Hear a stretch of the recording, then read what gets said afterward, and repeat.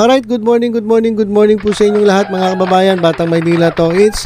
Bagong lahat, gusto ko munang magpasalamat kay Henyo Master Joey De Leon sa pagbati niya sa atin dyan mismo sa kanilang programa sa original na Itbulaga. Binati kasi tayo dyan ng happy birthday ni Henyo Master Joey De Leon. At maging dun sa patuloy na bumabati sa akin, maraming salamat sa inyo.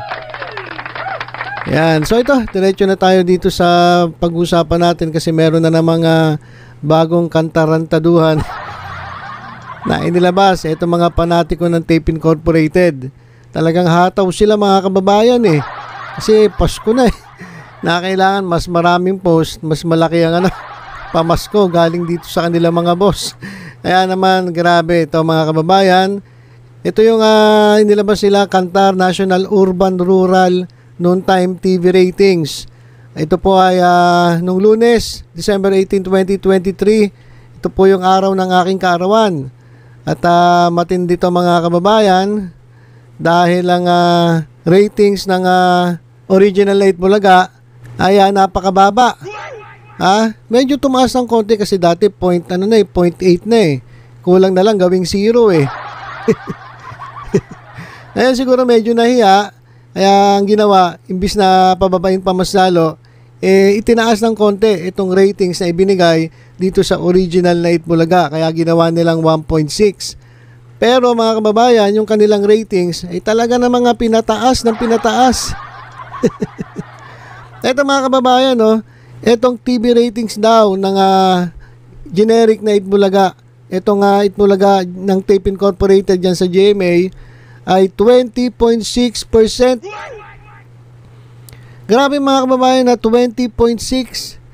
Ito na ata ang pinakamataas na ratings na nakita ko sa kasaysayan ng telebisyon. Grabe naman ito.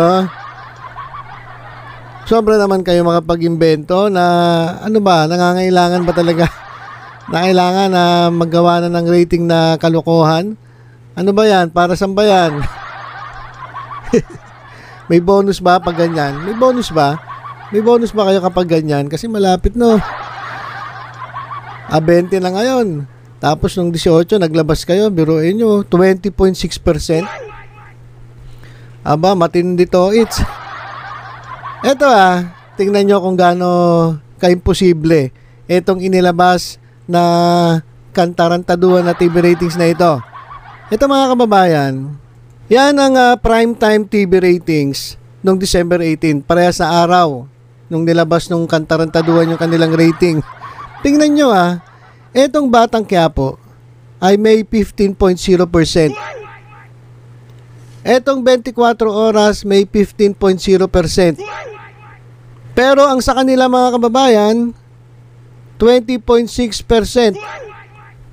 Mas magaling pa sa sa Batang Quiapo at mas magaling pa sa 24 oras etong ratings ng ng Tape Bulaga. So ito talaga kantarantaduhan ito. Grabe naman kayo, Paskong Pasko. Magbagong buhay na kayo. Magti 2024 na. Ito naman siguro talagang hataw sila kasi alam nyo na kinakailangan talaga ng budget. Daming gastos ngayon eh. Diba? Daming gastos ngayon. May Pasko. New Year. Tapos, meron pa siguro paglampas ng New Year. Kaya etong si Buknoy, panay ang post na itong kantarantaduhan, mga kababayan. Tingnan nyo naman, Grabe, 20.6%.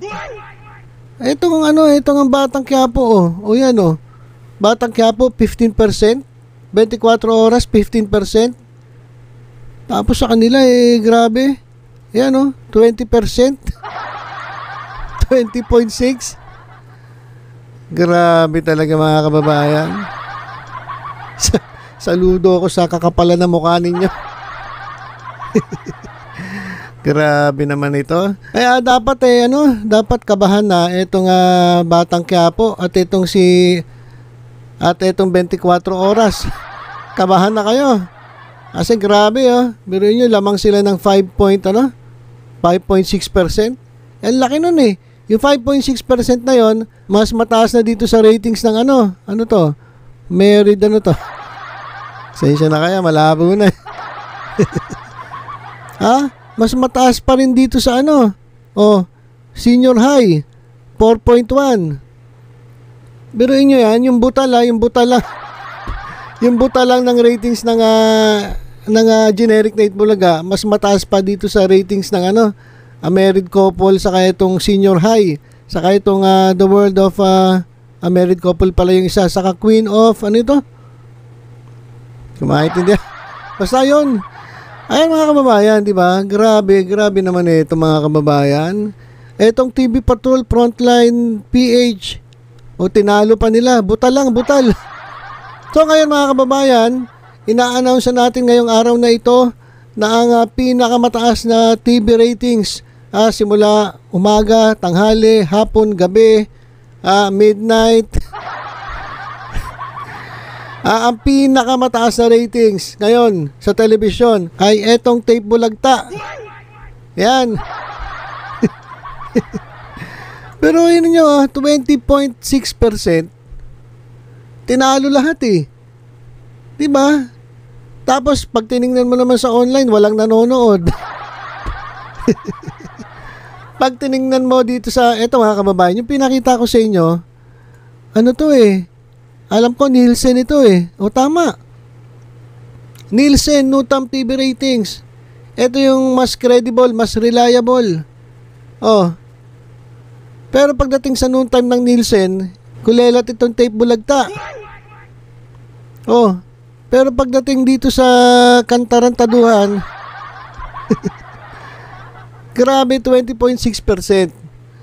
So ayan mga kababayan, yung nahihibang na ata etong grupo na kung saan masyado nilang inaangat etong kanilang pinaglilingkurang programa.